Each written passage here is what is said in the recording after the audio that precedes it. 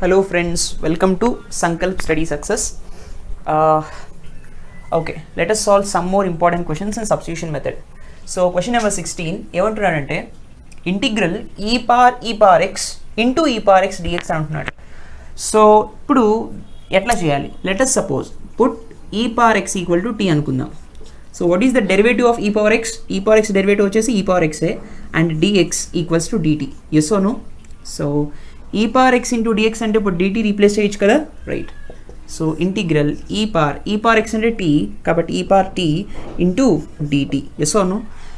మళ్ళీ తెలుసు మనకి derivative of e power t అంటే with respect to t that is nothing but e power t only. So e power t plus c is the answer. అయితే ఇప్పుడు మళ్ళీ X డొమైన్లోకి మార్చాలి కదా, మళ్ళీ t అంటే మనం ఏమనుకున్నాం? e power x అనుకున్నాం. కాబట్టి ఏమొస్తుంది? That is nothing but e power x plus c, right? So ఈ పర్టికులర్ ఫంక్షన్కి ఆన్సర్ ఎంత? e power x plus c. ఇది e power x is nothing but this parameter, this part only, right? So ఈ particular క్వశ్చన్స్లో ఇలా వచ్చిందనుకోండి series, e power x answer కింద వస్తుంది. అంటే క్వశ్చన్ని చూసిన వెంటనే ఈ పర్టికులర్ క్వశ్చన్ని ఆన్సర్ చేయొచ్చు, సబ్స్టిట్యూషన్ మెథడ్ కూడా వాడక్కర్లేదు, రైట్? ఇటువంటి మోడల్లో కొన్ని క్వశ్చన్స్ చూద్దాం, ఓకేనా? Let us see the 17th one. Okay friends, now look at the question number 17. Integral e power x into e power x into e power x dx కనిపిస్తుంది. ఇది ఎట్లా solve చేయాలి? సి, నేనేం చేస్తానంటే పుట్ e power xని t అనుకుంటాను, right? ఈ function suppose x అనుకోండి, e power సంథింగ్ డెరివేటివ్ ఏమొస్తుంది? మళ్ళీ e power సంథింగే వస్తుంది. Yes or no? మళ్ళీ ఈ e power xకి డెరివేటివ్ ఎంత? మళ్ళీ e power x, మళ్ళీ xకి డెరివేటివ్ ఎంత? x dx, right? Equals to dt. అంతేనా? Is this the way to approach, right? ఎక్స్కి డెరివేటివ్ 1 dt బై dx, ఈ dx ఇటు వచ్చేస్తుంది. మనం ఇంకొకసారి చెప్తాను, జాగ్రత్తగా వినండి. ఈ పవర్ సమ్ ఫంక్షన్ ఉందనుకోండి, ఈ పవర్ ఎఫ్ ఆఫ్ ఎక్స్, ఏమొస్తుంది? ముందు ఈ పవర్ ఎఫ్ ఆఫ్ ఎక్స్ వచ్చేసి ఆ తర్వాత ఎఫ్ డాష్ ఆఫ్ ఎక్స్ వస్తుంది, అవునా కదా? డెరివేటివ్స్లో అంటే ఇక్కడ మీకు కనిపించలేదేమో. See, e power f of x ఉందనుకోండి, దీనికి డెరివేటివ్ ఎలా చేస్తాం? D by dx of e power f of ఎక్స్కి e power f of x into f dash of x. Yes or no? అదేవిధంగా e power f of X ముందు రాసేయండి, ఈ particular టర్మ్కి మళ్ళీ derivative చేయాలి. మళ్ళీ ఈ పవర్ ఎక్స్కి డెరివేటివ్ ఎంత? ఈ పవర్ ఎక్స్. మళ్ళీ ఎక్స్కి డెరివేటివ్ ఎంత? 1 ఇక్కడ రాసాం, dt బై dx ఇటు వచ్చేసింది, అంతేనా? సరే. So e power x into e power x dx equals to dt. అంటే ఈ పర్టికులర్ వాల్యూని మనం ఏది సబ్స్టిట్యూట్ చేయొచ్చు? dtని సబ్స్టిట్యూట్ చేయొచ్చు, right? So integral e power x అంటే t కదా, so this is e power t, this particular term is t, e power t into dt. Yes or no? So మళ్ళీ ఏమొస్తుంది? ఇంటిగ్రల్ e power t అంటే మళ్ళీ e power tనే, e power t plus c. t అంటే ఏమనుకున్నాం? That is nothing but e power x plus c. e power t అంటే e power x. Yes or no? This is the final answer. So మళ్ళీ నాకు ఏమొచ్చింది? ఈ particular టర్మే answer వచ్చింది కదా. అంటే క్వశ్చన్ 3, 2, 1 ఈ క్వశ్చన్ని చూసిన వెంటనే ఆన్సర్ చెప్పచ్చు, బికాస్ 3, 2, 1 సిరీస్లో ఉంది. 3 ఈజ్ ఉన్నాయి, 2 ఈజ్ ఉన్నాయి, 1 ఈ ఉంది. సేమ్ ఈ పవర్ ఎక్స్ మాత్రమే ఆన్సర్ కింద వచ్చేస్తుంది అనమాట. మీరు సబ్స్టిట్యూషన్ మెథడ్ కూడా ఇక్కడ మీరు సాల్వ్ చేయగలరా. Very very logical question, please note it. ఇట్లాంటివి అడుగుతాడు ఎంసెట్లో. 18th one, let us see that.